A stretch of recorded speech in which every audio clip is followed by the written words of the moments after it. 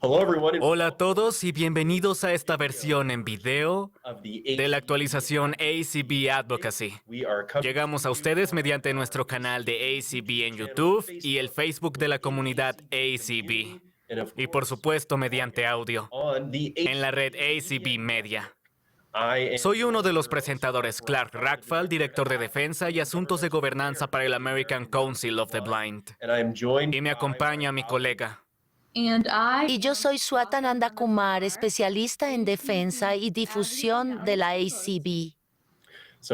Entonces, Swata, no sé en tu caso, pero en el mío, el crecer como un millennial mayor, por decirlo así, en los 80 y los 90, por aquí muy cerca de Annapolis, Maryland, nos íbamos de excursión escolar muy seguido a Washington, D.C., al Smithsonian, y definitivamente de chico mi favorito era el Museo del Aire y del Espacio. Y ver todo allí desde el espíritu de San Luis, el avión de Charles Lindbergh hasta los cohetes de Saturno V y los videos de diferentes ondas espaciales sobrevolando a Marte y otros planetas que definitivamente me dejaron fascinado. Y claro, esto fue en la era de oro de los transbordadores espaciales y el lanzamiento del telescopio espacial Hubble. Entonces, el espacio. Y yo me preguntaba, ¿qué más hay allá? Ahora, en los 80 también tuvimos a E.T., ¿verdad? El extraterrestre amigable. Entonces, me encantaba todo lo que tenía que ver con el espacio. No sé si tú sentiste la misma pasión por lo que hay más allá, Swata, en esa época. Así es, Clark. Yo no experimenté los 80s ni los 90s como tú, pero definitivamente ¿Los 70? recuerdo... ¿Disculpa? ¿Creciste en los 70? ¿En los 70? En la década del 2000. Sí, así de joven soy. Entonces, definitivamente recuerdo haber ido al Museo del Espacio y aprender sobre los astrónomos y me fascinaba toda esa tecnología y el hecho de darme cuenta de lo pequeños que somos. Somos en el mundo y en el universo, entonces, al igual que tú, me fascinaba. Sí, y aunque a mí me parecía fascinante, supe que para mí, debido a que mi visión empeoraba lentamente, ser parte del programa espacial realmente no era una opción y además no estaba disfrutando la experiencia al 100%, a diferencia de mis compañeros. Pero ahora se han hecho unas innovaciones muy interesantes en el área del espacio, ¿sabes? Muchas de las experiencias en el Smithsonian ahora cuentan con exhibiciones más interactivas y accesibles.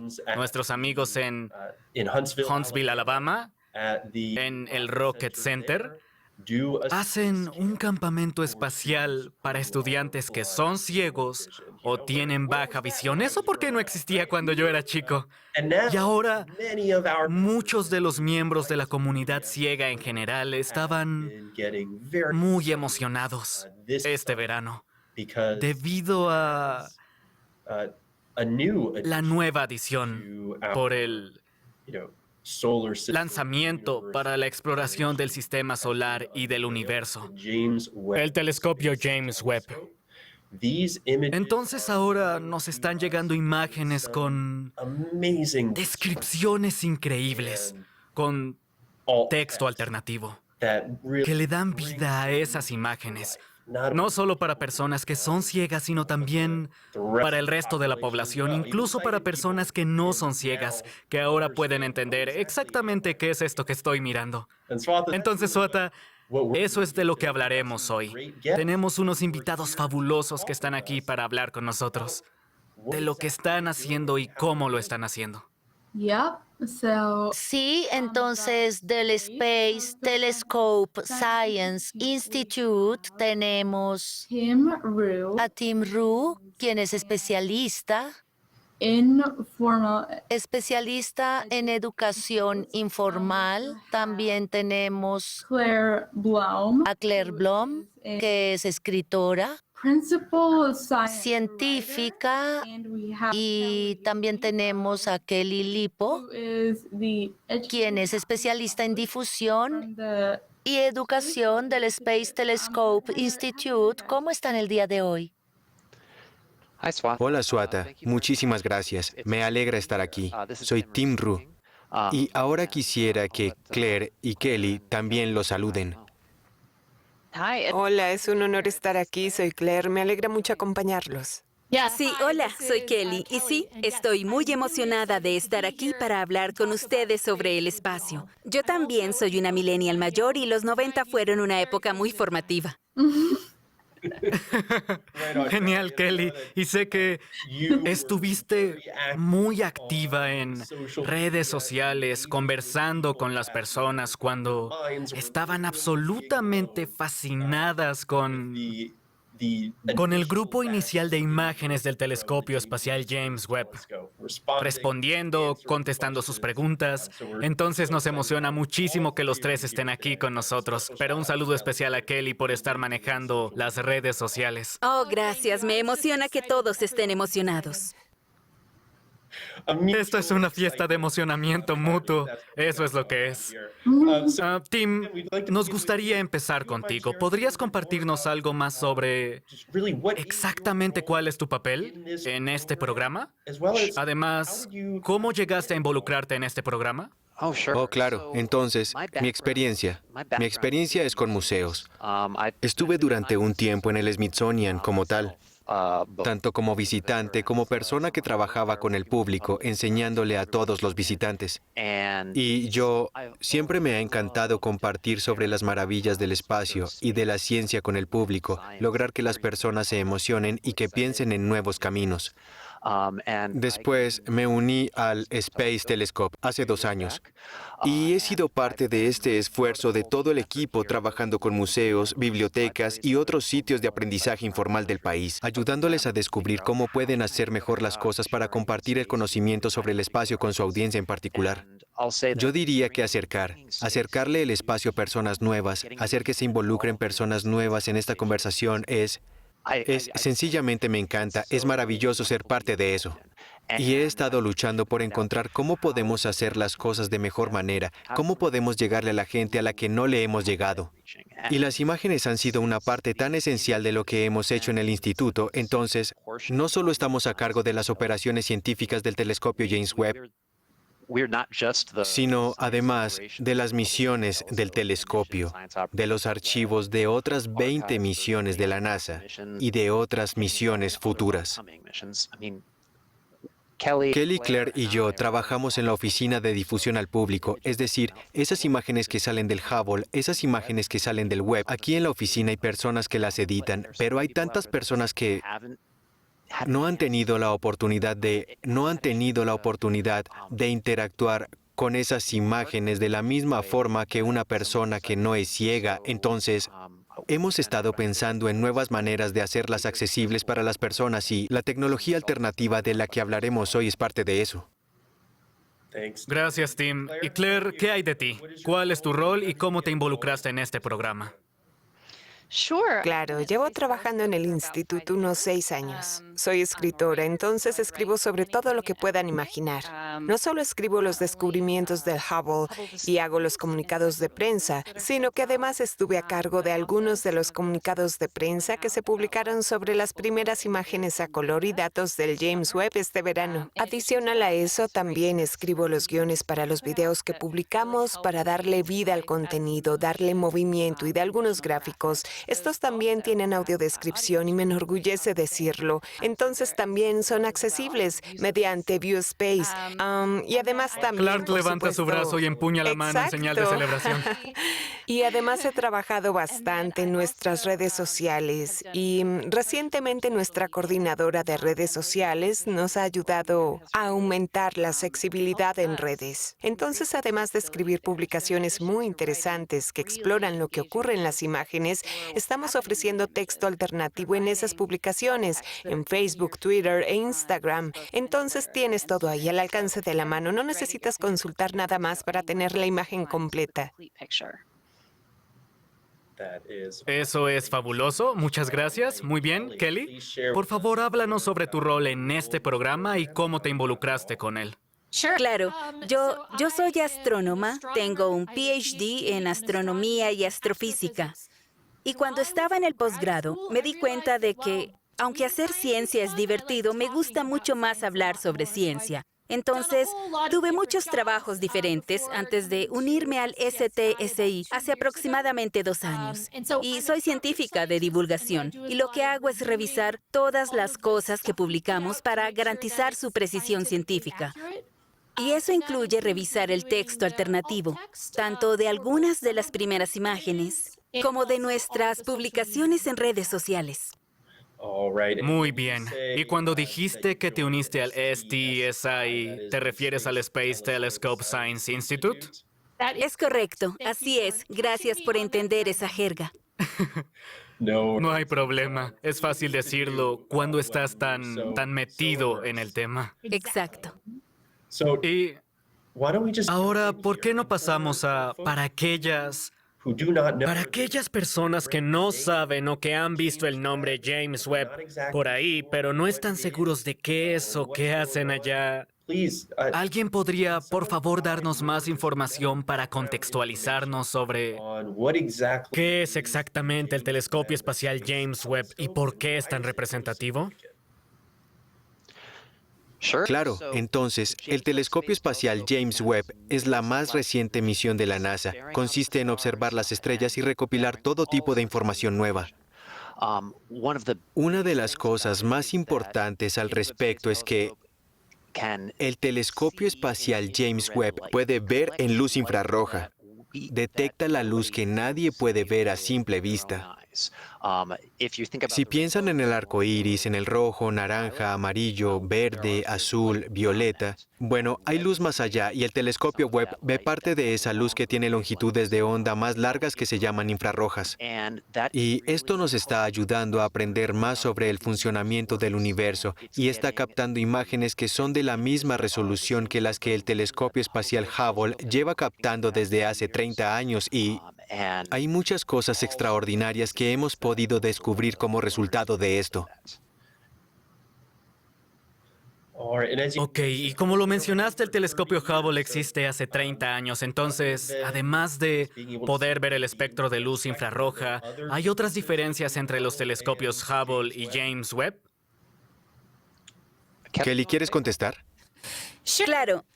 Entonces, Hubble tiene un espejo más pequeño que Webb. Resulta que entre más grande o entre más larga sea la longitud de onda, entre más roja sea la luz que se quiere observar, más grande debe ser el espejo. El telescopio Webb mide o tiene un espejo de 6.6 metros, mientras que Hubble tiene un espejo de 2 metros. Además, está muy lejos. Hubble está orbitando la Tierra, mientras que Webb está a 1.000.000 de millas de distancia en un punto especial llamado L2.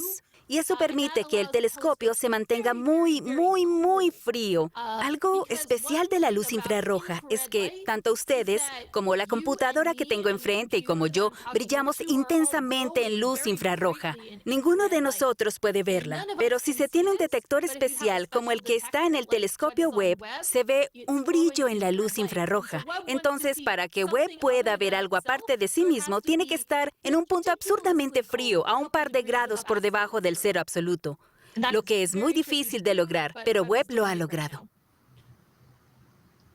Eso es muy cool. Es en serio, es súper cool. Sí. Es definitivamente algo muy cool. Sí, estoy seguro de que esto pasará bastante durante esta conversación. Ya en este momento estoy maravillado. Muchas gracias. Muy bien, entonces, el telescopio James Webb está capturando estas imágenes y todos estos datos. ¿Cuál es el proceso desde que se capturan estas imágenes y estos datos y luego se convierten en lo que las personas leen o ven cuando las imágenes se hacen públicas? Bueno, hay muchos procesos para poder lograrlo. Tenemos que bajar esos datos del telescopio. Después se hace un proceso intenso a nivel interno en el instituto del cual, honestamente, no sé muchos detalles porque no es mi área. Después, varios de nuestros compañeros toman estos datos y los convierten con algún tipo de método para que podamos comprenderlos. Y, bueno, de hecho, Claire estaba ahí en la sala cuando se descargaron esas primeras imágenes, cuando se trabajaron y cuando se hicieron las iteraciones. Entonces creo que es la que debería contarnos esa historia. Ella tiene cosas fabulosas para contarles. Claire. Sí, definitivamente. Entonces, los datos llegan y al principio te sorprendes un poco al verlos en la computadora de alguien. Yo estaba en la sala cuando el astrónomo principal estaba descargando los datos y me invitó. Me llamó con su mano y dijo, ven, mira, estos son los datos del telescopio que están bajando, y su computadora estaba abierta. Para ser honesta, yo no sabía qué esperar. De repente, una serie de códigos binarios, ceros y unos, llenaron completamente su pantalla. Esos fueron los datos que luego se transfirieron a un programa de software llamado DS9. Y ahí se les pueden aplicar colores muy rudimentarios. Se puede cambiar el contraste y, por ejemplo, esas primeras imágenes que estábamos viendo, cuando él las puso en el programa para analizar rápidamente cómo se veían los datos, si estaban limpios, si estaban sucios o qué estaba pasando, eran increíbles. Tenían una muy alta definición. Eran increíblemente limpias y claras. Y entonces vimos una imagen negra con naranja que mostraba diferentes regiones de formación de estrellas, una región de formación de estrellas por toda la pantalla, y había una pantalla de televisión enorme en la sala. Yo estaba impresionada y todos los demás también estaban sin aliento. Casi no podíamos creer lo que estábamos viendo. Y luego, como dijo Tim, los datos sufren un procesamiento intenso. Entonces, los astrónomos deben analizar los datos reales para asegurarse de que no haya artefactos como rayos cósmicos o puntos brillantes que deban eliminarse para poder llegar a estudiar las regiones de gas y de estrellas que están alrededor.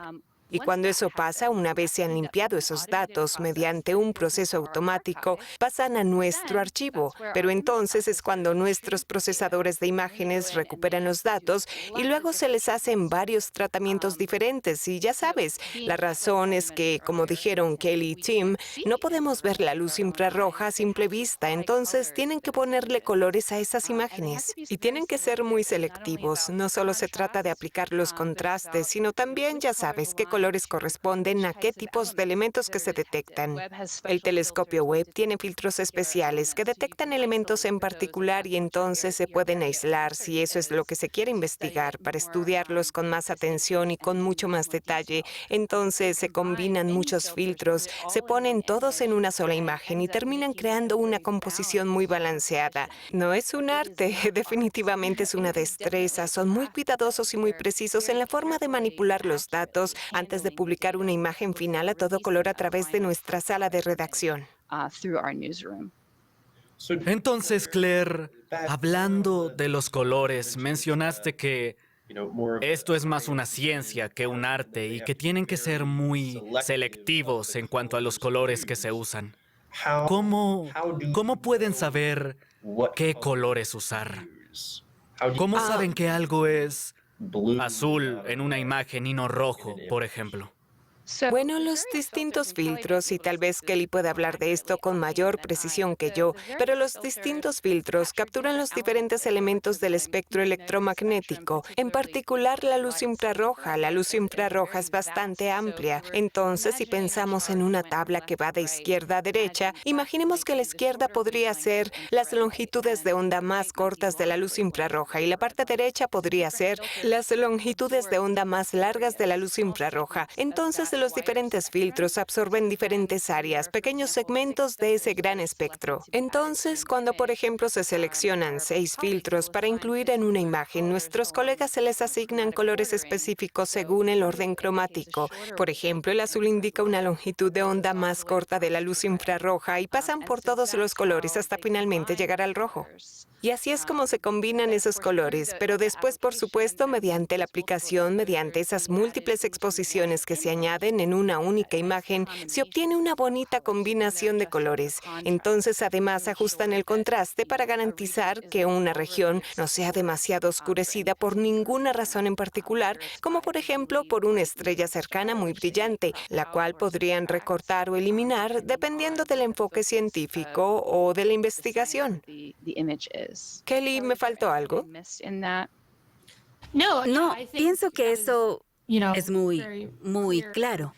Sí, para entender el panorama en general, entonces se toma la imagen, se pone una serie de filtros, se asigna, por ejemplo, la longitud de onda más corta para el azul, la longitud más larga para el rojo y un tamaño medio sería el verde. Se juntan y así se crea la imagen final a color, después de algunos ajustes, como lo mencionó Claire.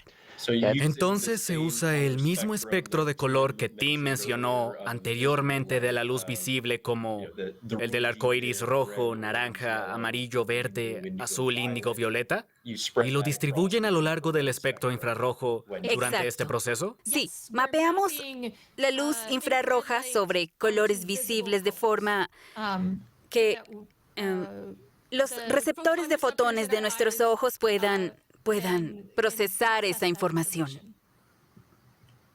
Ok, tendremos más preguntas relacionadas con este tema más adelante, porque algo genial de este evento es que tendremos preguntas de nuestros miembros. No hemos llegado a esa parte aún, pero nuestros miembros pueden ser personas totalmente ciegas, pueden tener una discapacidad visual o baja visión, o su visión se ha ido deteriorando con el paso del tiempo. O pueden ser personas que han sido ciegas toda la vida, entonces algunas personas querrán saber. Algunos de nuestros miembros han experimentado qué es el color, otros no mucho. Y tienen preguntas fascinantes, quieren aprender más acerca de cómo es el universo, nuestra galaxia y además acerca de cómo funcionan. Contestaremos estas preguntas en un rato, pero muy bien, Swatha. Entonces tenemos los datos, tenemos las imágenes a color, pasan al equipo de prensa y de medios. Queremos saber algo más, ¿verdad? Sí, sobre las descripciones en texto alternativo, nuestros miembros quieren saber cómo las escribieron, cómo fue que surgieron. Entonces me gustaría saber sobre su origen, la historia sobre su origen. ¿Cómo surgió este proyecto? ¿Cómo decidieron involucrarse en él? Sí. Si pueden hablar un poco de eso. Sí, hemos estado trabajando en mejorar la accesibilidad de nuestros sitios web y nuestros materiales durante algunos años. Todo empezó mediante trabajo interno y aprendizaje propio. Algunas personas tal vez conozcan las pautas de accesibilidad para el contenido web, que son unos lineamientos existentes para ayudarle a las personas a hacer un sitio web accesible. Entonces empezamos a aprender un poco más sobre esas pautas y a trabajar en cosas que podíamos entender con facilidad, como el contraste de color, garantizando que tuviéramos el texto alternativo en primer lugar. Pero a medida que aprendíamos más y que trabajábamos con otras personas, nos dimos cuenta, ya sabes, de que teníamos que traer a personas externas que supieran de esto, que hubieran vivido esta experiencia. Entonces trajimos a un grupo consultor externo compuesto de personas con distintos tipos de discapacidad. Muchos son ciegos o tienen discapacidades visuales y se enfocan en trabajar con otras personas y sus sitios web. Y hemos trabajado con ellos en varios temas diferentes. Seguimos haciéndolo. Algo que pudimos hacer con ellos fue, hicimos algunos ejercicios. Los escritores tuvieron la oportunidad de hacer textos alternativos y de recibir retroalimentación inmediata sobre ellos, de revisar y de seguir el proceso. Y allí aprendimos varias cosas, como por ejemplo, la recomendación era usar texto alternativo corto, pero luego ellos nos dijeron que ya no es la primera opción entre las personas que lo usan, por lo menos dependiendo del contexto, excepto si estás analizando una tabla grande con 50 imágenes, tratando de descifrar qué son. Además, ir a mayor profundidad, tratar de descubrir realmente qué hay en esa imagen, qué se encuentra allí, lo cual fue genial. También aprendimos sobre el uso del texto alternativo y que a veces es muy plano. Tan pronto empiezas a reproducir reproducirlo cuenta toda la historia. Puedes reiniciarlo, pero no puedes saltar a puntos específicos dentro del mismo, en comparación con el texto estructurado que puede tener encabezados, listas o tablas. Entonces, hemos hecho otras cosas, además de nuestro trabajo con el texto alternativo. De hecho, también tenemos algo que llamamos descripciones extendidas. Si visitan cualquiera de las páginas del sitio web telescope.org, donde están las imágenes, hay opciones para descargar los textos de las descripciones. Y allí tenemos descripciones extendidas que van más allá del límite de caracteres que tenemos internamente para el texto alternativo y que ocupan todo el espacio que se necesite para explorar esa imagen. Y es posible usar varios de sus diferentes elementos estructurales para poder analizarla un poco más. Esas descargas están disponibles en la actualidad. Queremos pasar esa información a un formato HTML para hacerlas incluso más accesibles a futuro. Hemos estado desarrollando pautas internas sobre cómo escribir este tipo de textos. Claire puede contarles más sobre esto porque ha estado trabajando en esta guía de estilo. También quisiera mencionar que todo este trabajo, gran parte de este trabajo, tuvo que hacerse incluso antes de que empezáramos a recibir los datos del telescopio porque no teníamos mucho tiempo. Recibimos los datos, empezamos a trabajar en las imágenes, empezamos a hacer las iteraciones y había muy poco tiempo para crear el texto alternativo. Entonces, esto implicó mucho trabajo. Entonces, le doy de nuevo la palabra a Claire. ¿Qué quisieras agregar sobre lo que hemos hecho para crear el texto alternativo? Este proceso ha sido extremadamente educativo para mí, pero además como escritora ha mejorado mis destrezas. Tengo mucha más probabilidad de direccionar a la gente hacia... No tiene que ser extremadamente literal, aunque a veces sí escribo cosas directas, como a las 4 en punto, ¿verdad? Puede que tengas la idea, pero si piensas en un reloj con manecillas y números, sabrías aproximadamente qué parte sería. Entonces, mentalmente uno empieza a decir, ok, esa es el área de la imagen de la cual estamos hablando. Además, el hecho de hacer este ejercicio de escribir y escribir y escribir fue mucho más fácil por los artículos que ya había escrito. Entendí por qué se seleccionaban las imágenes que acompañaban a los artículos y qué estaban comunicando, pero era mucho más difícil si yo no era la que había escrito el artículo. Entonces tuve que hacer ese proceso de descubrimiento, preguntarme qué es esto, al igual que todas las personas que visitan nuestra página web. Quería estar segura de que la información fuera clara y completa y, para ser honesta, que fuera fácil de leer por encima o de acelerar a medida que se escuchaba, siempre pensando en no repetir demasiado los temas, pero también evitar hablar muy poco. Y además la inclusión del color es importante y fue algo muy significativo para mí porque primero esto es algo que quiero comunicar, porque puedo verlo y quiero compartir lo que veo, pero además me di cuenta de que alguien que tal vez solamente había escuchado el texto alternativo y había oído la repetición de azul o azul cielo una y otra vez, empezaría a acumular esos recuerdos, a compilarlos mentalmente y a conectar el uno al otro. Así se empiezan a formar esas relaciones. Entonces, cada vez que estoy escribiendo, estoy aprendiendo sobre algo nuevo, no solo sobre cómo escribir el texto alternativo, sino sobre la imagen como tal y además sobre cómo mejorar mi propia escritura en los textos explicativos y los comunicados de prensa. Creo que Tim mencionó que invitaron a grupos externos para que les ayudaran con el texto alternativo, con su escritura. ¿Podrías hablar de cómo fue ese proceso y qué requirieron? Bueno, podría decir que trabajamos con ese grupo externo que mencioné anteriormente antes de recibir los datos. Una vez los recibimos, hubo mucha restricción en cuanto a quién tenía acceso a ellos. Este era un tema muy importante para la NASA, entonces no muchas personas tuvieron la opción de ver esas imágenes o de leer el texto alternativo antes de su lanzamiento oficial el 12 de julio. Y habiendo dicho eso, la creación de este texto alternativo realmente fue un trabajo en equipo. Trabajamos con escritores como Claire, que hizo el primer boceto. Tuvimos a científicos como Kelly, quienes lo revisaron y confirmaron su precisión científica.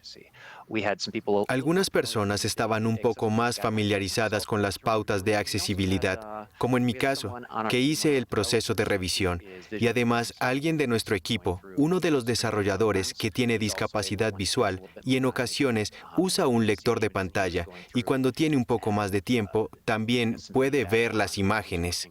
Entonces, él las revisó y nos dio algo de retroalimentación sobre qué funcionaba y qué no. En realidad pienso que el proceso en equipo, el hecho de que todos trabajáramos juntos, es uno de los factores más importantes que contribuyeron al resultado final del texto alternativo que ustedes pueden escuchar. Y voy a hacer esta pregunta de una forma diferente. ¿Creen que hay alguna cosa que hayan aprendido por haber hecho este proceso, incluso antes de haber visto las imágenes, con personas con discapacidades, con personas que son ciegas o tienen baja visión? Quisiera que nos hablen de eso. ¿Hay alguna cosa que hayan aprendido durante este proceso? ¿Algo que de haberlo hecho de otra forma tal vez no habrían aprendido?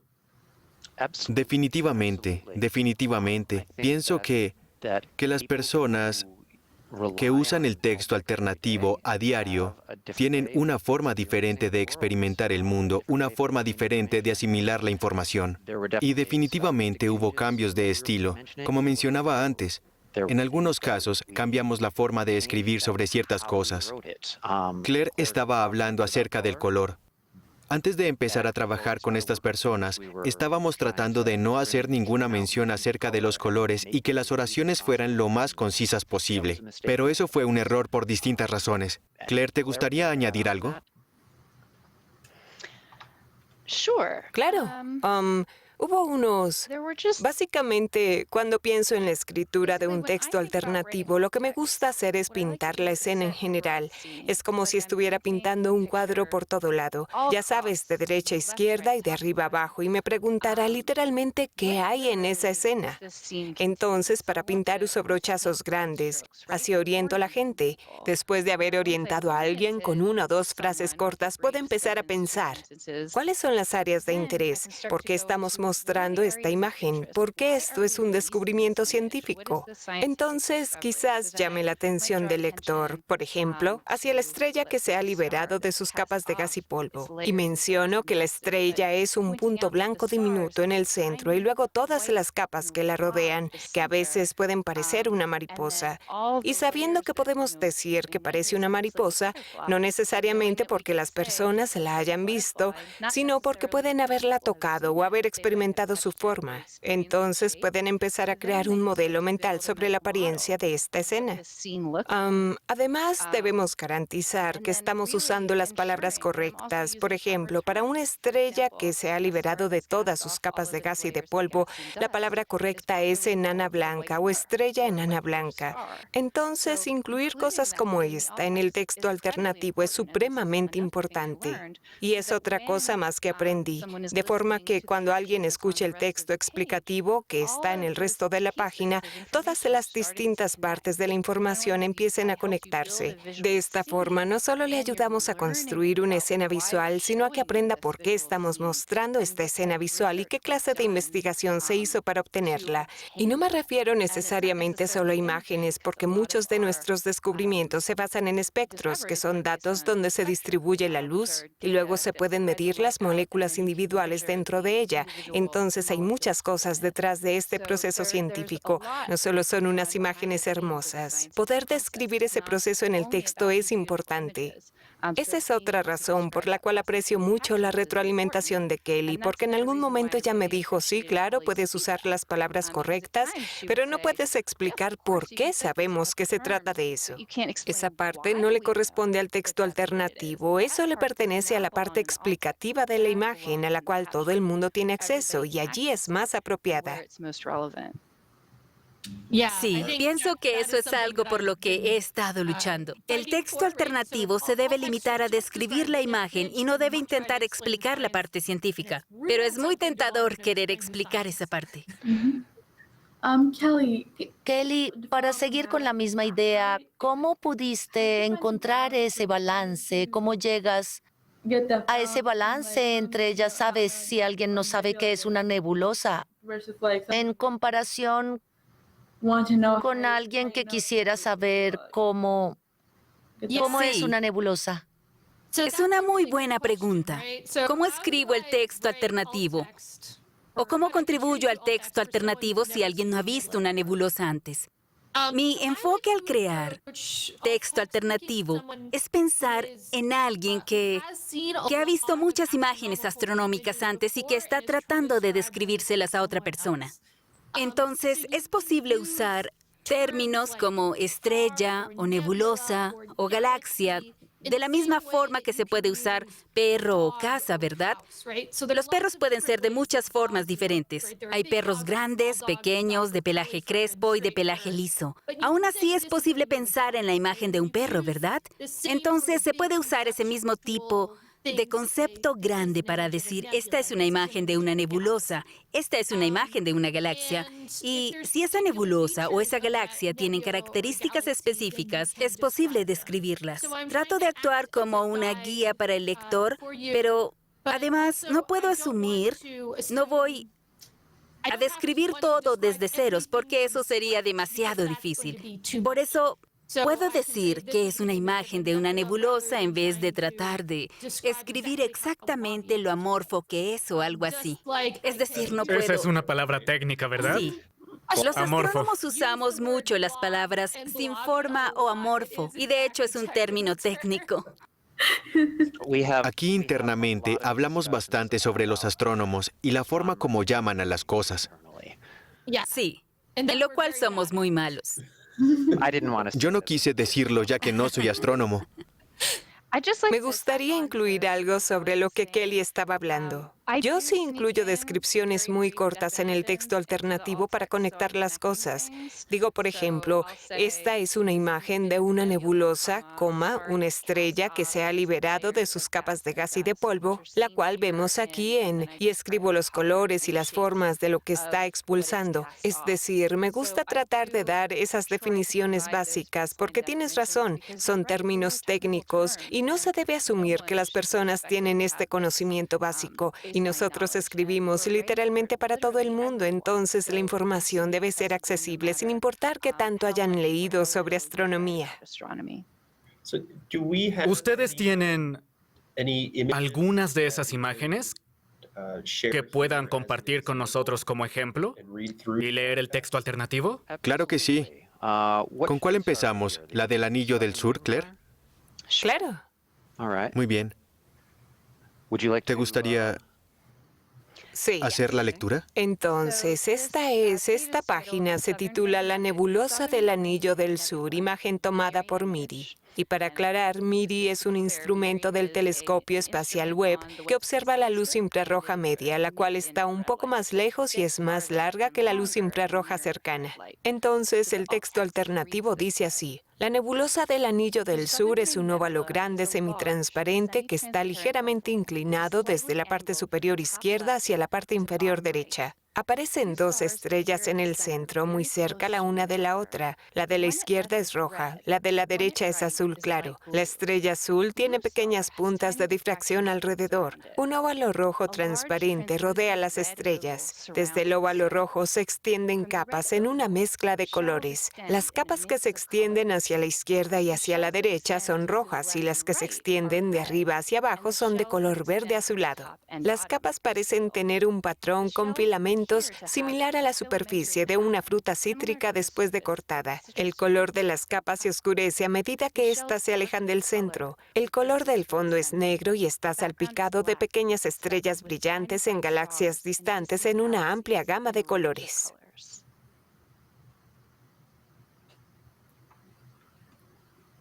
Wow. Wow, sí.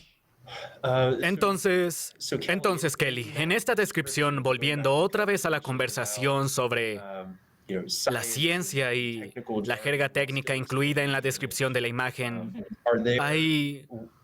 ¿o hubo algún aspecto de esa descripción que hayan tenido que negociar o discutir para llegar a una conclusión? Yo no participé en la revisión de esa imagen en particular, pero sí, es decir, sí hay un diálogo constante para asegurarnos de que esa descripción tenga precisión científica. Describir los puntos centrales como estrellas Describir que en el fondo tiene muchas estrellas y galaxias diferentes, sería posible hacerlo de una forma diferente. Podrían llamarse simplemente puntos de luz, pero esto es importante, especialmente porque como astrónoma que analiza esta imagen, ese es el tipo de cosas que yo veo con mi visión de experta, y eso además es algo que quiero transmitirle a nuestra audiencia. No sé, Claire, si tengas alguna otra anécdota acerca de trabajar con otros astrónomos en esta imagen. No, pienso que he aprendido bastante después de haber escrito probablemente cientos de estas descripciones para poder saber cuándo estoy en el límite, cuándo estoy definiendo demasiado. Por ejemplo, un término como el efecto de lente gravitacional, ¿sabes? Probablemente evitaría ese término en el texto alternativo, pero aún así describo el proceso, aún así lo defino. Sencillamente depende de qué tan importante es ese texto explicativo para la historia o para el comunicado de prensa. Muy bien. Y Kelly, ¿qué diablos son las puntas de difracción? Ese término está presente a menudo en bastantes de los textos alternativos de estas imágenes. ¿Las puntas de difracción ocurren de forma natural en el universo? ¿O es algo específico de estas imágenes?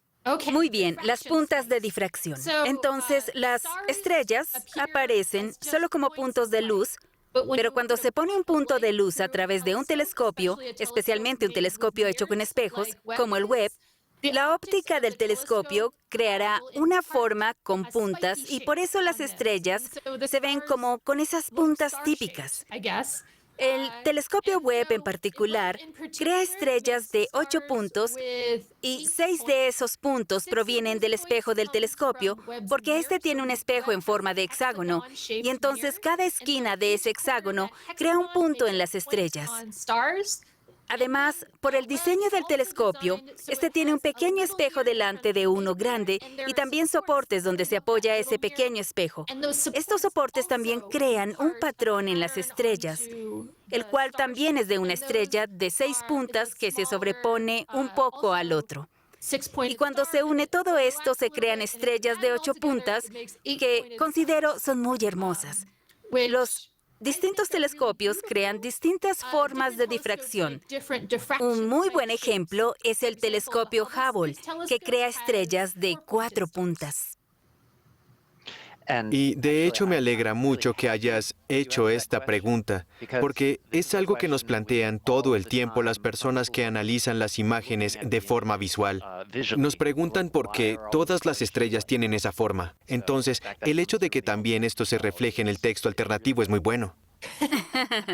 Y además me gustaría añadir algo divertido al respecto. Esta pregunta es como para una trivia, por así decirlo. ¿Cómo se puede saber la diferencia entre una imagen del telescopio Hubble y una del Webb? Las del Hubble crean 4 puntos de difracción en las estrellas, mientras que las del Webb tienen 8.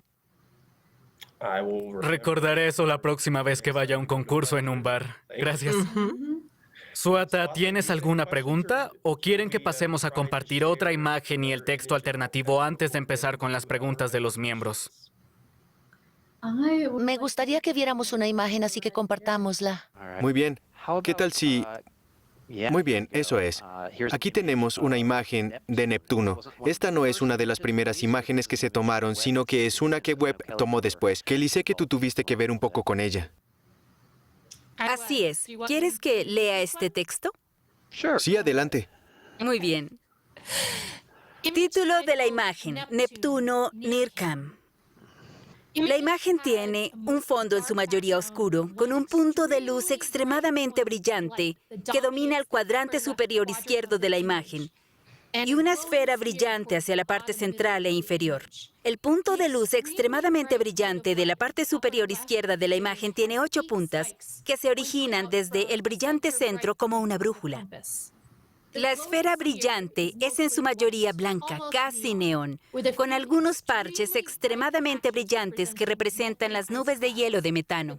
La esfera brillante está acompañada por varios anillos angostos y débiles y 6 puntos blancos diminutos, que son las lunas de Neptuno.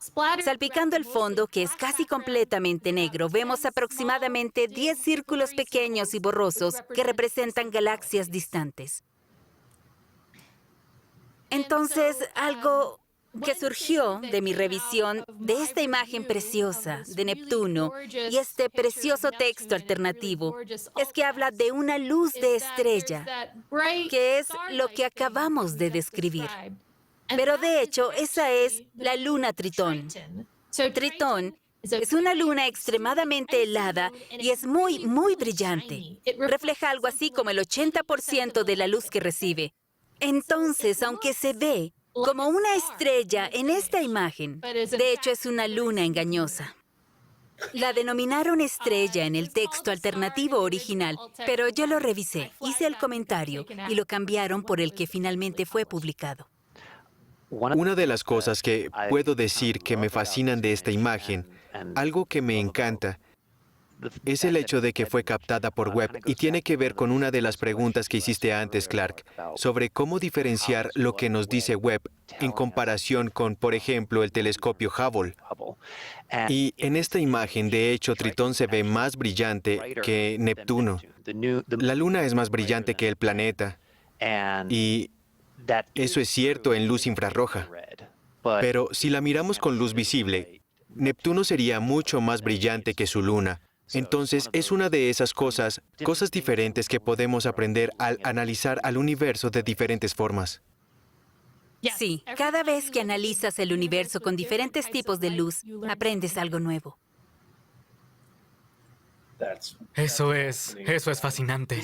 Esto plantea una pregunta que hemos escuchado muchas veces de nuestros miembros, especialmente de aquellos que nunca antes han visto los planetas. Y gracias por compartir esta descripción de Neptuno. También hay descripciones basadas en el telescopio espacial Webb de otros planetas en nuestro sistema solar. Yo no creo que hayamos publicado imágenes en el Space Telescope Science Institute y por eso no hemos escrito el texto alternativo correspondiente aún. Pero estoy dudando un poco porque sé que hubo algunos datos sobre Marte que publicamos recientemente. Claire, ¿sabes la respuesta?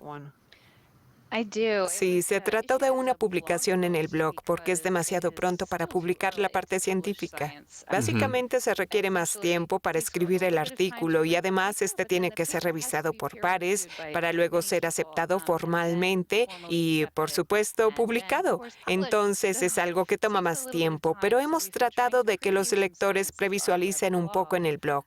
Y algunas imágenes fueron mostradas, entonces sí puede haber una de Marte que podríamos describir más tarde. No la tengo en este momento, pero el telescopio Webb también observa muchos de los planetas, aunque no todos. Kelly probablemente puede especificarles con exactitud cuáles sí y cuáles no puede observar, aunque sí podemos ver y escuchar la mayoría de los planetas en nuestro sistema solar con el telescopio Webb. ¿Kelly? Sí. Bueno, el problema es que no podemos apuntar nuestro telescopio de 9,000 millones de dólares hacia el Sol o lo freiremos, ¿ven? Es algo que debemos evitar, lo que significa que solo podemos apuntar el telescopio hacia afuera para poder ver, por ejemplo, a Marte hacia afuera, así como a Júpiter, Saturno, Urano y Neptuno, y a todas las otras cosas heladas que existen, como Plutón y los otros objetos en el cinturón de Kuiper. Según vi, el telescopio Webb ya ha observado a Plutón, pero no tenemos los datos públicos al respecto. Estoy muy emocionada de ver qué puede enseñarnos el telescopio Webb sobre Plutón. Y yo Y todavía entonces- sigo firme en el equipo de que Plutón es un planeta. Ok. Porque eso es lo que aprendí de chico. Y yo soy del equipo de que Plutón es el rey del cinturón de Kuiper. Plutón tiene amigos. Plutón tiene amigos. Saben, yo crecí con la explicación de que Plutón no es un planeta, entonces no puedo hablar al respecto. Qué épocas tan raras en las que vivimos. Muy bien, Suata, creo que probablemente ya monopolizamos bastante esta conversación y sé que algunos de nuestros miembros también están ansiosos por plantear sus preguntas. Bien, hablemos con ellos. Primero tenemos a Mary Rickert. Hola, me llamo Mary Rickert y soy de Louisville, Kentucky. Estoy muy emocionada por este proyecto. Tengo un par de preguntas y la primera es, Cuando hablamos de los agujeros negros, dado que ellos no emiten ninguna luz y que realmente no pueden verse, ¿cómo podrían describirle eso a las personas ciegas? Habla Kelly de nuevo. Entonces, la pregunta fue, si los agujeros negros no emiten ninguna luz, ¿cómo podemos verlos? ¿Y cómo podemos describirle eso a las personas ciegas? Entonces, eso es correcto. Una de las definiciones de agujero negro es algo que es tan grande que ni siquiera la luz puede escapar a su atracción gravitatoria. Los agujeros negros son objetos realmente muy pequeños, muy densos. Su tamaño varía desde aproximadamente el tamaño de una estrella hasta millones de veces la masa de nuestro Sol. Entonces, los agujeros negros tienen muchos tipos diferentes de masas, pero todos son muy, muy pequeñitos. Sin embargo, algo que hacen los agujeros negros es que tienden a tener discos de gas y de polvo alrededor que giran alrededor de ellos y que finalmente caen en el agujero, algunos de ellos. Y estos pueden calentarse muchísimo. Se calientan tanto que empiezan a brillar. Y al brillar emiten rayos X que son, como ustedes saben, luz de longitud de onda corta llena de muchísima energía. Y de hecho pueden brillar a través de todos los distintos tipos de luz. Entonces podemos verlos con luz de rayos X, podemos verlos con luz visible, verlos con luz infrarroja. Incluso tienen unos campos magnéticos muy poderosos alrededor y pequeñas partículas que giran alrededor que hasta pueden crear luz de radio. Entonces podemos ver los agujeros negros con cualquier tipo de telescopio que los miremos. Y los vemos como muy brillantes, pero como unas fuentes diminutas en el cielo nocturno. Gracias, Kelly. Claire o Tim, ¿les gustaría añadir algo? Quisiera decir que de la misma forma que hemos estado tomando otras imágenes maravillosas del universo y las hemos compartido mediante texto alternativo y otros métodos con las personas que las observan, que pueden ser personas ciegas o con discapacidad visual, estaremos haciendo lo mismo con los agujeros negros a medida que tenemos datos sobre ellos.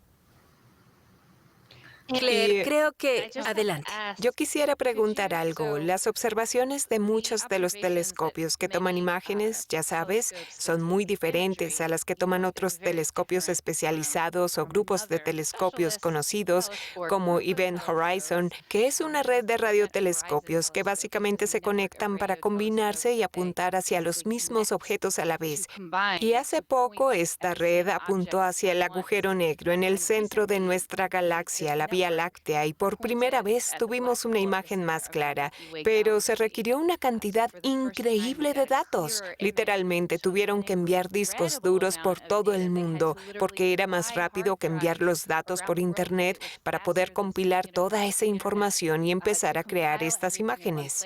Kelly, ¿podrías describir concisamente la forma de ese agujero negro según la imagen del telescopio Event Horizon?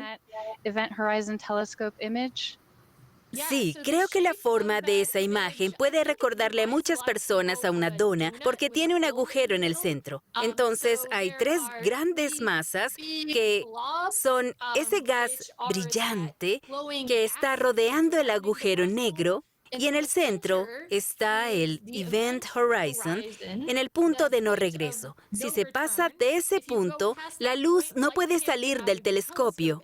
Y entonces estamos viendo esa sombra del agujero negro comiéndose todo lo que hay alrededor. Es súper genial. Entonces podemos decir... Creo que eso inspiró a Krispy Kreme a regalar donas. Ya saben, en caso de que estén pensando en comida y tengan hambre. Bienvenidos la comida y los dulces. Creo que Homero Simpson fue el primero que tuvo la idea de un universo en forma de dona.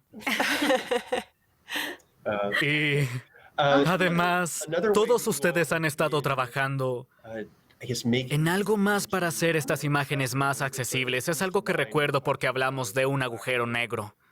Y como lo dijo Mary en su pregunta, Ustedes están describiendo algo que no puede verse, aunque ya nos compartieron que hay varias formas de ver o identificar un agujero negro. Y creo que parte del trabajo que están haciendo también incluye convertir estas imágenes en representaciones audibles o musicales. ¿Pueden compartir con nosotros un poco más sobre el trabajo de sonidificación que han venido haciendo? Claire, tú tuviste un proyecto recientemente en el que se le dio sonido a algunas de las primeras imágenes del telescopio Webb. No de un agujero negro, pero sí hicimos su traducción. Así como tenemos que convertir la información infrarroja en luz visible para que la gente la pueda ver, también podemos convertir esa información en sonido. Claire, ¿te gustaría hablar un poco más de esto? Claro. Entonces, trabajamos con un equipo de Universe of Learning de la NASA para adaptar las imágenes a sonido.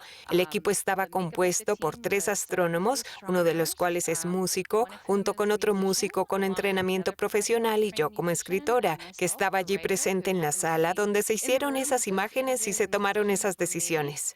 Entonces, por ejemplo, escogieron ponerle sonido a la nebulosa del Anillo del Sur. Y en la primera imagen disponible para el público, de hecho hay 2 vistas, una en luz infrarroja cercana y la otra en luz infrarroja media. Y entonces lo que el sonido hace es que escanea la imagen de izquierda a derecha. Entonces, la primera imagen que encuentra es esa imagen de luz infrarroja cercana y se escucha un boop cuando pasa por la estrella. Así se puede escuchar la estrella que se muestra, la cual cualquiera podría ver con facilidad, porque es muy brillante y muy grande, y luego a medida que el sonido avanza y llega al centro de la segunda imagen en luz infrarroja media, se escucha boop boop, lo que significa que estás escuchando que hay 2 estrellas en el centro, que a la vez es la razón por la cual la vemos como un óvalo deformado, y es porque son un par binario que está orbitando entre sí, y entonces todos los gases y el polvo que son generados por una estrella se ven afectados por la otra a medida que orbita y mueve todo ese polvo. Entonces esto ayuda a darle vida a esta imagen, pero mi favorita, que creo que Tim está listo para reproducir, se conoce como el espectro. Se trata de un espectro de transmisión de un exoplaneta conocido como... Esto básicamente es un planeta que no está en nuestro sistema solar y por eso se le llama planeta extrasolar. Está bastante lejos, no está cerca para nada y los astrónomos lo observaron a medida que orbitaba para determinar qué tanto se demoraba esa órbita. Kelly, no sé si quieras añadir algo. Sí, entonces, este planeta lo veíamos moverse frente a una estrella y también vimos el brillo estelar a través de la atmósfera del planeta. Al analizar qué tipo de luz absorbe esa atmósfera, podemos predecir cómo está compuesta la atmósfera de un planeta que está a 1000 años luz de distancia, lo cual es una locura totalmente. Siempre me sorprende que cosas como esta funcionen, pero así es. Y había una presencia muy clara de agua en ese espectro. Entonces el equipo decidió asignar un pequeño sonido de una gota cada vez que se encuentra con el pico más alto. Hay 3 puntos de datos que indican agua y al punto central se le asignó el sonido de una gota de agua. Si quieren podemos escucharlo.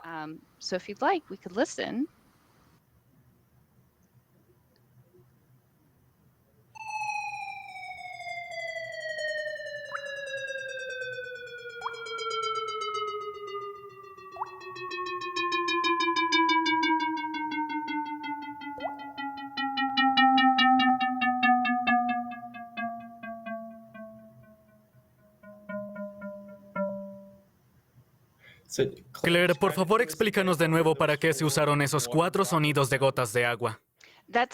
Esto es, entonces, esta es una gráfica lineal, una gráfica de X versus Y hay puntos de datos individuales marcados a través de la imagen. También debí haber traído el texto alternativo de esta imagen. Y entonces en varios puntos se detectó agua, por eso cada vez que escuchan esa gota es donde se detectó la presencia de agua. Kelly, no sé si quieres agregar algo en cuanto a cómo fueron asignados los datos. Sí, básicamente lo que hicimos es que tomamos la luz de la estrella y la distribuimos entre sus distintas longitudes de onda. Tomamos una medida en muchas longitudes de onda diferentes y cada una de esas mediciones es un punto. Y a mayor cantidad de luz que haya absorbido la atmósfera del planeta, más alto será el sonido. Y cuando detectamos en esa longitud de onda particular que el planeta está absorbiendo esa luz, eso significa que hay agua y es ahí donde se escuchan las gotas de agua.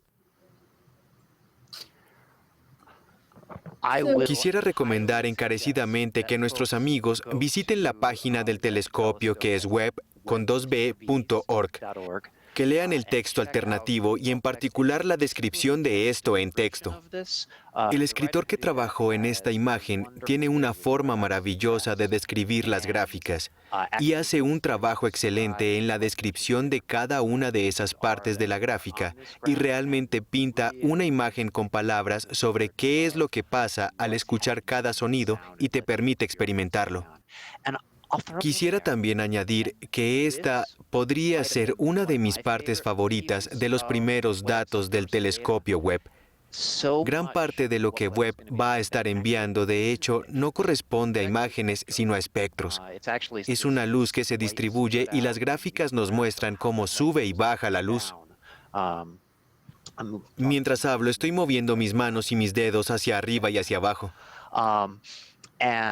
Y aquí se captura muchísima información. Podemos aprender sobre muchas cosas diferentes, como de qué están compuestas las atmósferas de los planetas, qué tan rápido se mueven las cosas, la distancia de algunas de estas cosas que están muy lejos de nosotros. Y esto es algo que no nos da información detallada para nada, pero gran parte de la información científica de Webb provendrá de aquí. Y además, estos son los datos que pienso que mejor se traducen en sonido.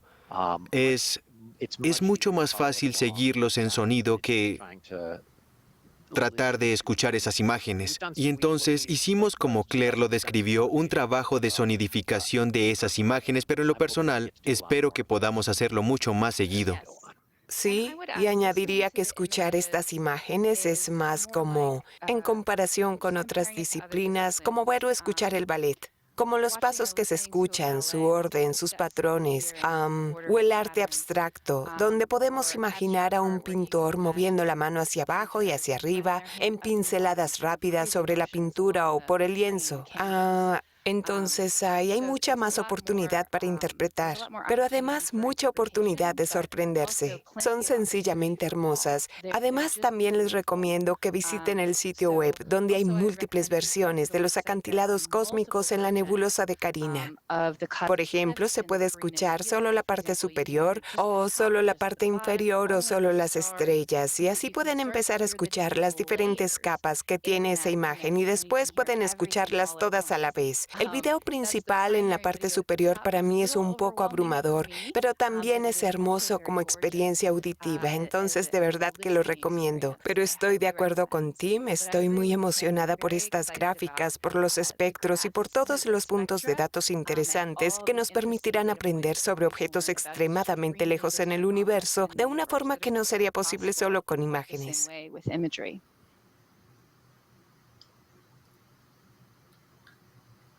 Entonces pueden, volviendo a la gráfica, ¿cómo es el proceso de graficar el movimiento de los planetas o el movimiento?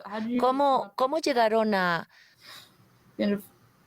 obtener ese tono o esa escala de la gráfica en sonido? Creo que Kelly ya lo describió un poco. Los sonidos se aplicaron con base en la altura de la línea de la gráfica, es decir, si era más alta o más baja. Y las gotas de agua, por supuesto, se incluyeron para indicar exactamente dónde se encontró agua. Kelly, ¿hay algo más que quieras incluir sobre cómo se capturan estos puntos de datos en un principio? Sí, pueden imaginarse un planeta que se está moviendo frente a su estrella y estamos viendo la luz brillar a través de ella. Y luego tomamos partes muy delgadas de la luz que vemos en ese planeta Y en esas partes muy delgadas de luz, algunas moléculas de la atmósfera del planeta están bloqueando parte de la luz. Entonces, lo que estamos haciendo es preguntarnos, en esa longitud de onda, ¿cuánta luz es bloqueada? En esa longitud de onda, ¿cuánta luz es bloqueada? En esa longitud de onda, ¿cuánta luz es bloqueada? Podemos comparar eso con hacer un experimento en la Tierra para ver cuánto vapor de agua bloquea la luz y comparar ambos datos. Eso es lo que estamos haciendo aquí. ¿Eso tiene sentido? Como pueden ver, estoy completamente impresionada. Supongo que pronto le encontraremos sentido. Exacto. Puede que ahora les parezca un poco difícil, pero a las personas que no son ciegas también les parece un poco difícil, entonces no Ay, se sientan sí. mal. Bueno, esa es la igualdad, eso es lo que nos Así gusta. es. Sí. Entonces tenemos la oportunidad de luchar con esta idea al igual que los demás. También quiero añadir que hay un extenso artículo, una serie de 6 artículos en la página web telescope.org sobre qué es la espectroscopía. Literalmente nos lleva por cada pequeño detalle a mucha profundidad, entonces quedan invitados a leerlo. Claro que sí. Sé que Mary tiene otra pregunta y tenemos otras personas que también quieren preguntar. Entonces vamos a avanzar un poco.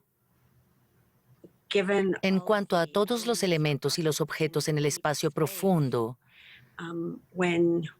cuando estamos hablando sobre esos objetos, ¿cómo describirían su distancia desde la Tierra, comparando las estrellas y los objetos que están más cerca y las estrellas y los objetos que están más lejos, especialmente ya que toda la Tierra y todos esos elementos se están moviendo?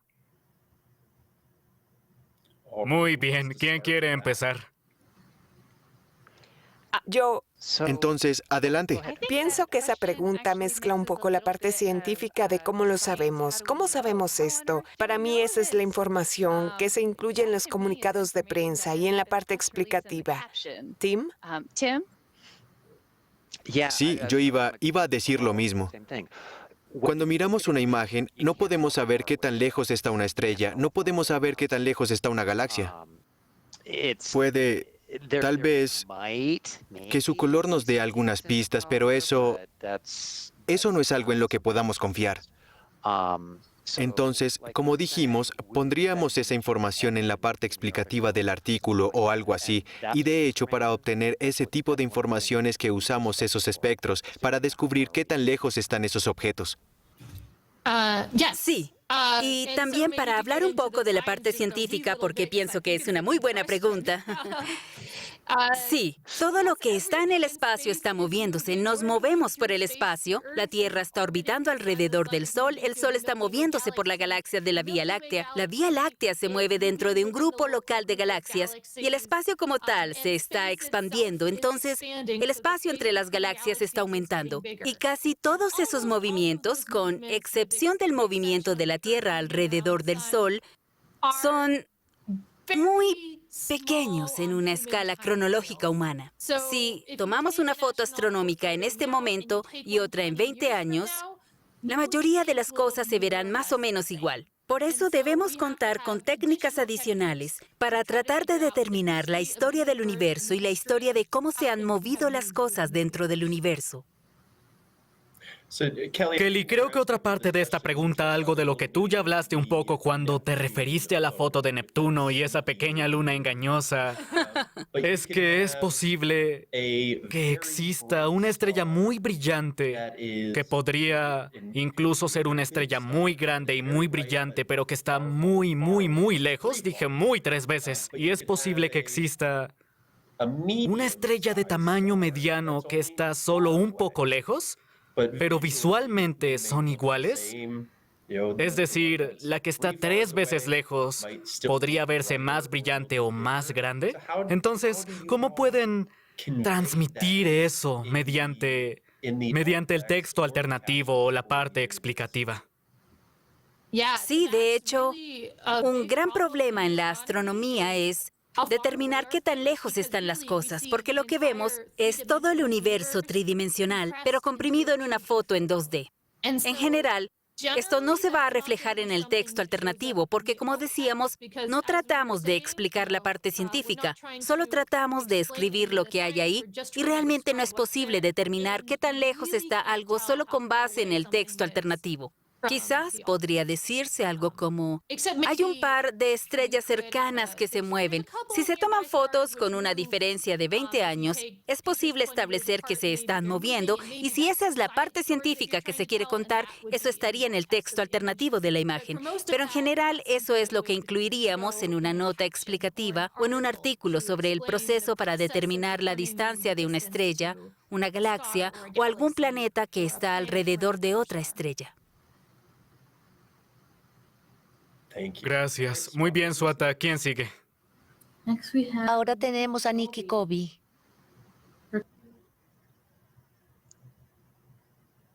Hola, soy Nikki Kobe de Minnesota. Soy una gran fan del espacio, entonces esto es fabuloso y emocionante. Mi pregunta para ustedes es, ¿cómo planean que la información en el futuro sea más fácil de entender para los que no podemos ver las imágenes? Muchas gracias, Nikki. Quiero decirte que es una pregunta fantástica. A mí también me emociona mucho poder estar hablando con todos ustedes y vamos a seguir haciendo trabajo como este del texto alternativo, por supuesto. Pero además estamos explorando otras cosas. Ya hablamos un poco sobre la sonidificación y hay otras cosas que estamos explorando. También hemos estado analizando recientemente las imágenes táctiles. He estado trabajando con Kelly y con otra escritora, Anne, para crear exhibiciones más grandes que tengan audio incluido mediante diferentes sensores, de forma que cuando se pasa la mano por la imagen, primero se puedan sentir las crestas, los picos, los valles y la textura, y se pueda sentir qué es lo que pasa en la imagen. Y además, allí se encuentran unos pequeños sensores electrónicos, de forma que cuando se toque alguno en particular, puedas escuchar un audio que te cuente algo sobre lo que está pasando en ese punto en particular. Y si pasas tu mano en otro lugar, encontrarás otro sensor que te hablará de lo que está pasando en ese otro punto en particular. Es una oportunidad para explorar toda la imagen. Entonces, estamos trabajando juntos en esto. Tenemos unos sensores más grandes y además estamos creando unos paneles más pequeños que son de aproximadamente 1 pie por 1 pie. Tenemos aproximadamente unos 200 que van a estar en diferentes bibliotecas y museos por todo el país y esperamos que les lleguen a todas las personas en sus comunidades locales. Y, de nuevo, esta será una oportunidad para explorar. Estos no tienen el audio incluido, pero estaremos enviando información para enseñarle a las personas que los reciben tanto sobre la parte científica para que alguien se la pueda explicar, como acerca de su uso con todo tipo de personas. Hemos recibido una retroalimentación fabulosa por parte de las personas que los han usado, tanto de personas que no son ciegas, como de personas ciegas y con discapacidad visual que nos han ayudado. Estas son algunas de las cosas que estamos explorando y también estamos analizando otras. Entonces, si tienen otras ideas y creen que hay algo que podría servirles, por favor ingresen a nuestro sitio web. Allí hay un formulario de contacto y envíenos un mensaje. Como esto me interesa mucho, ¿cómo piensan hacerlo? ¿Cómo planean trabajar con aquellas personas que tal vez tengan algo de visión? ¿O cómo planean usar lo que tienen ahora? ¿Cómo piensan usarlas? ¿O cuáles son sus planes para usar estas imágenes? ¿Cómo planeamos usar las imágenes táctiles? Sí, Eso va a depender de cada institución local. Cada museo, cada biblioteca es diferente. Invitamos a las personas a usar los programas mediante facilitadores porque si ponemos una imagen, si ponemos una de estas imágenes de las que hemos estado hablando en la pared, y no eres astrónomo, si no eres de esa comunidad, si no eres un nerd del espacio, probablemente vas a pensar, oh, es una imagen hermosa, preciosa, pero no tengo idea de qué es. Pasa lo mismo con las imágenes táctiles. Si las pegamos en una mesa, la gente puede explorarlas y aprender de ellas, pero luego decir, bueno, ¿qué es esto? No tengo idea. Entonces queremos invitar a las personas a tener estas experiencias mediante facilitación, de forma que puedan hablar con otros y aprender un poco más sobre lo que hay en la imagen. Permíteme replantear la pregunta. ¿Cómo piensan ustedes que serán? Es decir, ¿cómo planean que sean los elementos táctiles? ¿Estarán sobre las imágenes que ustedes ya están manejando o...?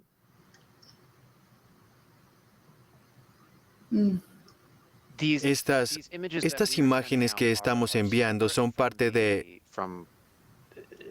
Son imágenes en sí mismas.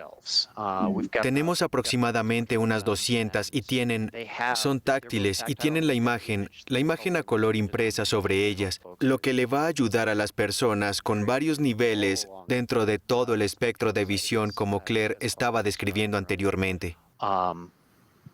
Y además tenemos las imágenes estándar que también están disponibles de manera digital. ¿Alguien más quisiera añadir algo? ¿No? Ok.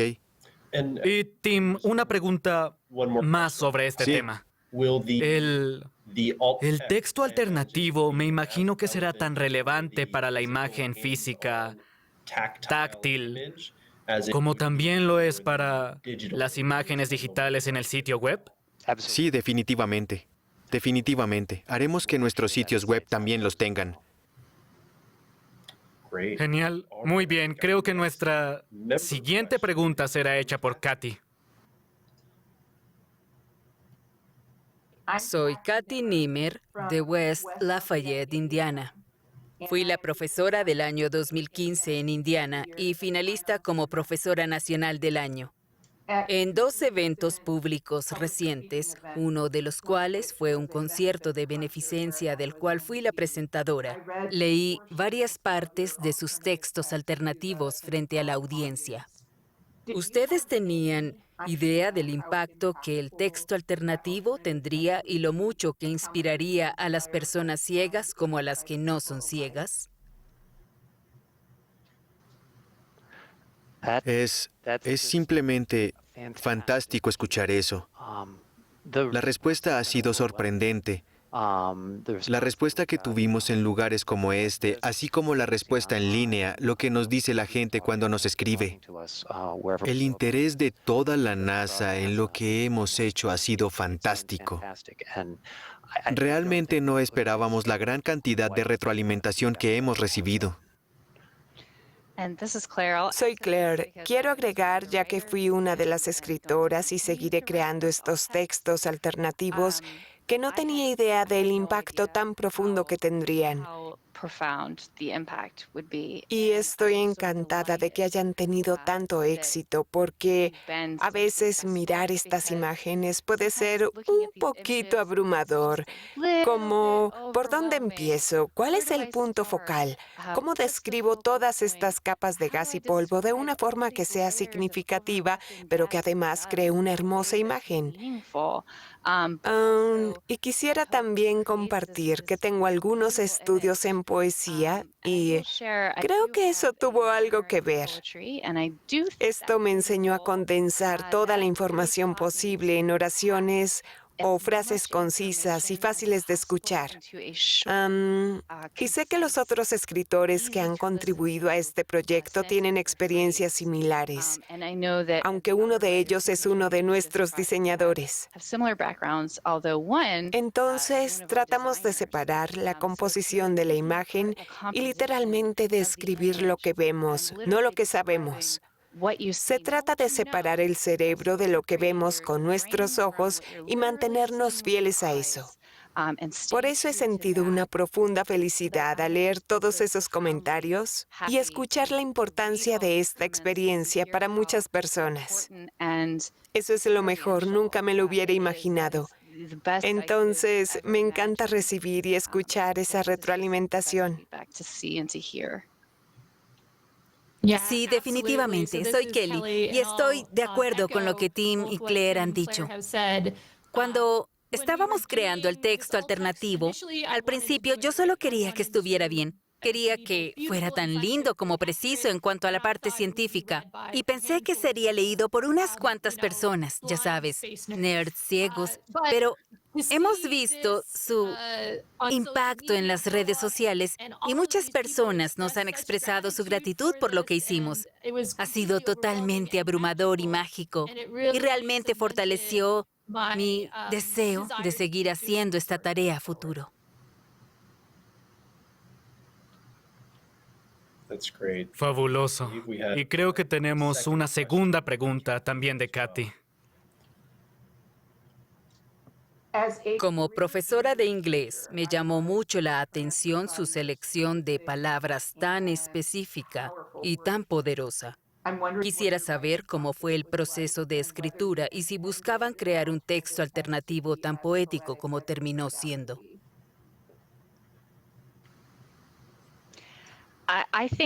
Pienso que la calidad del texto alternativo realmente se debe a la experiencia y al talento de todos los escritores y de los científicos y educadores que lo revisaron. Hay un escritor que lleva trabajando décadas en este material. Otros en nuestro grupo solo llevamos 5 años o mucho menos en algunos casos. Además, poner toda nuestra creatividad en esta labor es algo muy importante para mí. Quiero comunicar las ideas de la forma más clara posible y hacer todo lo que pueda para imitar la experiencia visual y la experiencia auditiva. Aunque nunca será posible que sean iguales, siempre habrá forma de hacerlo mejor. Pero, al igual que nos interesa llevarte de la mano cuando publicamos nuestros comunicados de prensa, realmente me interesa que el texto alternativo haga lo mismo. Entonces me dejo llevar para poder sentir esa experiencia y permitir que la escritura como tal sea la que me guíe, después de haber aprendido sobre la imagen. Entonces me alegra mucho oír que eso ha funcionado. Muy bien, y Kelly, ¿es solo porque son parte de la jerga de la astronomía? ¿O palabras como amorfo y otras se usan de forma poética o artística solo para beneficio del texto alternativo? Creo que ambas cosas, probablemente. Es decir, ya sabes, si de repente asistes a una charla de astronomía dictada por astrónomos y para astrónomos, y si estamos hablando sobre una nebulosa, podríamos describirla como amorfa. Mira esa parte amorfa de ahí. Hay otras palabras que usamos en nuestro lenguaje del día a día y debemos ser cuidadosos, ya que estamos hablando de algo científico. Algo que me ha pasado mucho es describir una cosa como una espiral en vez de describirla como un arco. Diferentes aspectos de la física producen arcos y no espirales en el espacio. Entonces tenemos que ser muy específicos sobre cuál de ellos estamos hablando. Entonces, sí hay palabras del día a día que los astrónomos, a falta de una mejor palabra para describir lo que vemos, hemos adaptado y hecho parte de la jerga científica. Eso me gusta. Muy bien, Swata. ¿Quién sigue ahora? Ahora tenemos a Timothy Wen.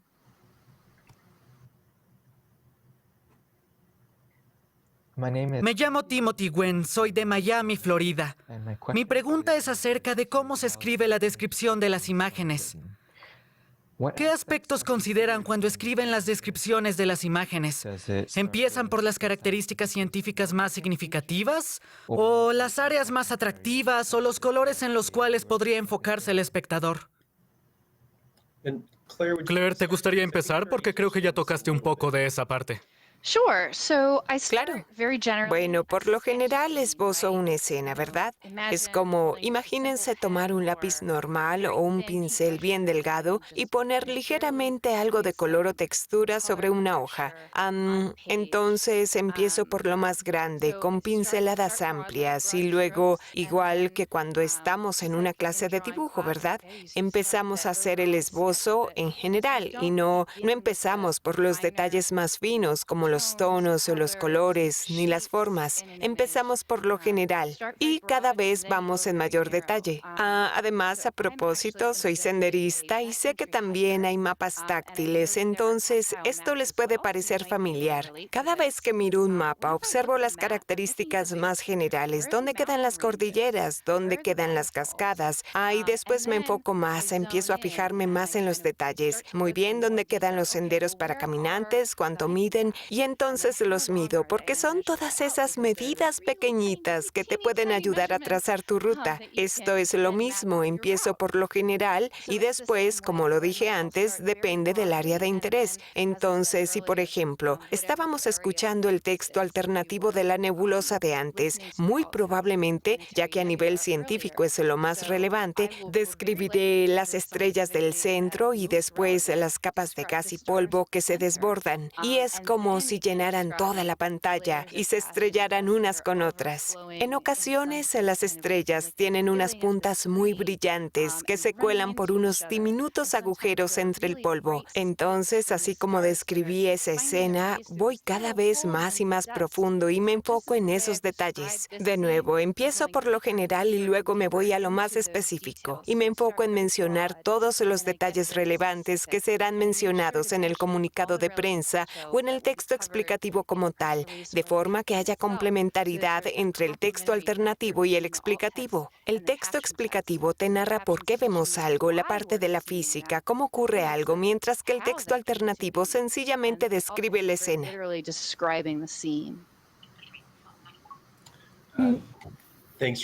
Gracias por explicarnos. Claire, una pregunta más. Acabo de darme cuenta de que estamos monopolizando gran parte de tu tiempo y estamos muy agradecidos de que hayas podido acompañarnos. Sé que no es fácil, pero espero que podamos seguir la conversación. Claire, si tienes que irte, lo entendemos completamente, pero una pregunta más antes de que te marches. Muchas personas han notado en el texto alternativo las referencias a un reloj. ¿Qué te inspiró a usarlas como marco de referencia para el texto alternativo?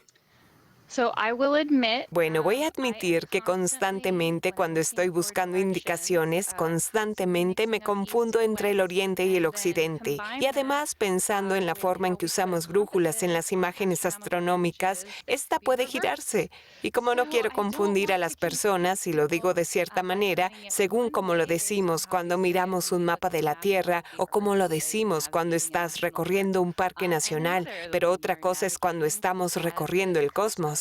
Por eso, hablar de un reloj me pareció más sencillo. Es mucho más conocido, aunque soy consciente de que no estoy hablando de uno de los digitales y más avanzados, pero incluso en los relojes digitales más lujosos, tienes esa opción de seleccionar el reloj convencional. Entonces, me parece que es una característica más conocida, más fácil de reconocer, y trato de hacerlo más intuitivo, aunque me interesa si no lo es. Entonces, por favor, háganme sus recomendaciones sobre otra forma de indicar las diferentes áreas en una imagen. Me encantaría escucharlos. A veces nos parece que funciona derecha a izquierda, arriba y abajo, abajo a la izquierda, arriba a la izquierda, ese tipo de cosas. Esta es otra forma para variar, sobre todo en imágenes muy complicadas, como las de un campo profundo lleno de galaxias, de todas las formas y tamaños, mezcladas con estrellas. Y si además lo complicamos con el efecto de lente gravitacional, que tiene unos arcos súper extraños que aparecen y se repiten y reflejan las imágenes, pero en otra forma, es un montón de información. Entonces, para mí es sencillamente otra forma de orientar.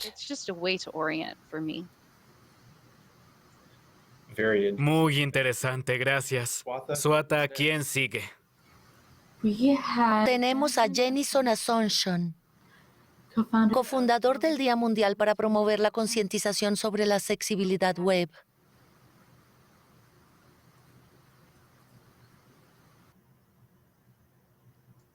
Hola, soy Jennison Asuncion de San José, California. Soy cofundador del Día Mundial para promover la concientización sobre la accesibilidad web y de la Fundación GATT. Mi pregunta es, cuando crearon estas descripciones en texto alternativo, ¿esperaban que las personas con discapacidades se involucraran más con el STEM? Hola Jason, habla Tim. Definitivamente.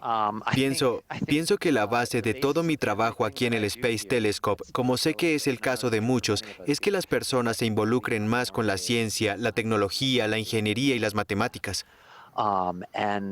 Y en cuanto al texto alternativo, sí, creo que al principio mencioné que gran parte de lo que se hace actualmente en astronomía se basa en lo visual, y al crear texto alternativo estamos creando una ventana hacia el universo para las personas que no han podido asomarse por ella antes, que puedan escuchar lo que está pasando, leer o tener acceso a esas cosas tan increíbles de una forma diferente. Sí, habla Kelly. Toda mi carrera me he enfocado en sacar ese conocimiento astronómico tan genial del Departamento de Astronomía de la Torre de Marfil para que las personas puedan disfrutarlo según sus necesidades.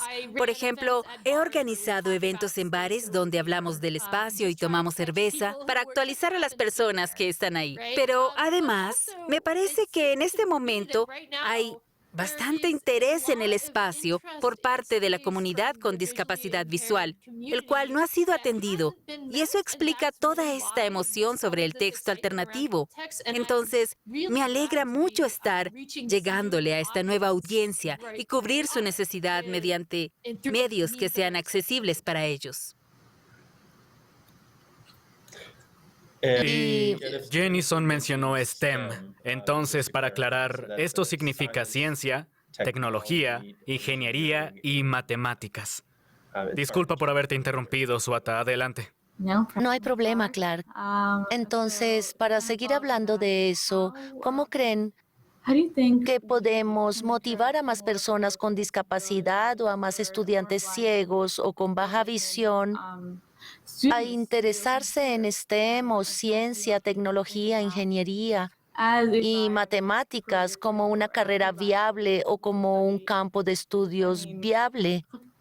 Porque en realidad, por ejemplo, Clark mencionó anteriormente que se dio cuenta de que no podría asistir a la universidad por su baja visión o porque estaba perdiendo la visión. Entonces, Sí, hay varias cosas definitivamente. Una es garantizar que los datos sean más accesibles. Entonces tenemos cosas como el texto alternativo y tenemos cosas como la sonidificación que pueden ayudar a obtener datos de una forma que las personas los puedan percibir. Otra cosa importante es abrirle la mente a las personas sobre la idea de que la astronomía no solo se trata de estas bonitas imágenes. Hay muchos datos detrás. De hecho, hay algunos tipos de datos para los cuales el oído es muchísimo más efectivo para poder procesarlos. Hay un astrónomo, Gary Foran, de la Universidad de Swinburne, en Australia, quien todo su trabajo se enfoca en escuchar cosas como estos espectros para descubrir o clasificar lo que ocurre en ellos. Él es ciego. Hay otros astrónomos que son ciegos. Y además hay una tercera forma, que es mostrar ejemplos, es decir, el trabajo que algunas personas ya están haciendo. Sencillamente se requiere la habilidad. Hay cosas en las que las personas tienen fortalezas y debemos hallar la forma de ayudarles a abordarlas y ayudarle a este campo porque a veces nos vemos limitados por tratar de abordar las cosas de la misma forma. Entonces, si hay más gente que quiera unirse, que quiera involucrarse y que quiera asumir una perspectiva diferente sobre las cosas, pienso que eso sería muy bueno tanto para esas personas como para el campo en general. Sí, definitivamente, Tim. Habla Kelly de nuevo. Hay bastantes aspectos de la astronomía. La consideramos un campo visual, pero hay mucha creación de modelos de cosas que no podemos ver y su correspondiente relacionamiento con los datos. Y pienso que ese es un talento muy particular de las personas ciegas y con discapacidad visual. En algún lugar leí que las personas ciegas tienden a ser mejores para la química orgánica porque pueden visualizar las moléculas en su cabeza de una forma que las personas no ciegas no pueden. Pienso que existe una gran oportunidad y debemos enseñar a las personas a identificarse con STEM, la habilidad para pensar, sí, yo podría ser científico, esto es para mí, esto es súper genial y quiero aprender más sobre esto. ¿Qué acciones puede emprender la ACB con este fin o qué podemos hacer para lograrlo? Sí, para promover la accesibilidad en la astronomía o STEM en general. Pienso que cosas como esta conversación son parte de eso. Informarle a la gente que existen esas oportunidades e informarle a la gente qué tipo de recursos existen para involucrarse en diferentes actividades que de otra forma no considerarían. Pienso, sí, existen tantas cosas y además quiero decir que nosotros no somos los expertos sobre cómo llegarle a las personas que usen estos recursos. Necesitamos la ayuda de personas como ustedes en la ACB en cuanto a cómo hacerle llegar a las personas lo que queremos hacer y cómo involucrarlos, cómo compartir las oportunidades que existen. Esa es una parte muy importante. Y es un papel que nos complace mucho tener. Entonces, Tim, Claire y Kelly, muchísimas gracias por compartir su tiempo con nosotros y por acompañarnos para hablar sobre estas imágenes del telescopio espacial James Webb y el texto alternativo tan innovador, creativo e inspirador que le ha fascinado a muchos de nuestros miembros y a la comunidad. Y además, gracias por compartir el trabajo del Space Telescope Science Institute. Sé que tenemos otras preguntas más que no respondimos, entonces, si les parece bien, nos gustaría planteárselas por escrito, hacerles esas preguntas para poder compartirlas. Llevamos varios meses trabajando en este evento, ya que en nuestro Twitter, en nuestras redes sociales, en nuestras publicaciones, estábamos muy interesados en el trabajo que ustedes y su equipo están haciendo y la forma como lo han compartido con la gente alrededor del mundo. Y quisiera mencionar una de nuestras primeras conversaciones, en la que uno de sus colegas dijo que se interesó en la ciencia espacial, no porque le guste la astronomía, la física, la química, las matemáticas y todo eso, sino porque el espacio es hermoso. De parte de todos los miembros de ACB, el American Council of the Blind, quiero decirles gracias por compartir su trabajo y compartir la belleza con todos nosotros. Ha sido todo un placer y realmente espero que se involucren más personas con la ciencia, la tecnología, la ingeniería y las matemáticas para pensar en estos campos desde nuevas perspectivas y que todo el mundo, sin importar quién sea, aproveche las habilidades que tiene, las fortalezas que puede aportar, explore este mundo y descubra cómo puede marcar la diferencia y cómo puede apreciar este lugar tan maravilloso y sorprendente en el que todos vivimos y apreciar lo que este mundo tiene. Sí, y sí, estoy muy feliz de haber podido tener esta conversación con ustedes y hablar del trabajo que hemos hecho. Y el cielo es de todos, realmente me refiero a todos. Entonces me alegra mucho que hayamos podido encontrar maneras de conectarnos con las personas y que ustedes aprecien el trabajo que hemos hecho. Siempre cerramos nuestro podcast con una frase corta y en este caso voy a decir que siga el texto alternativo. Sweta, ¿quieres cerrar con lo que siempre decimos? Que siga la defensa.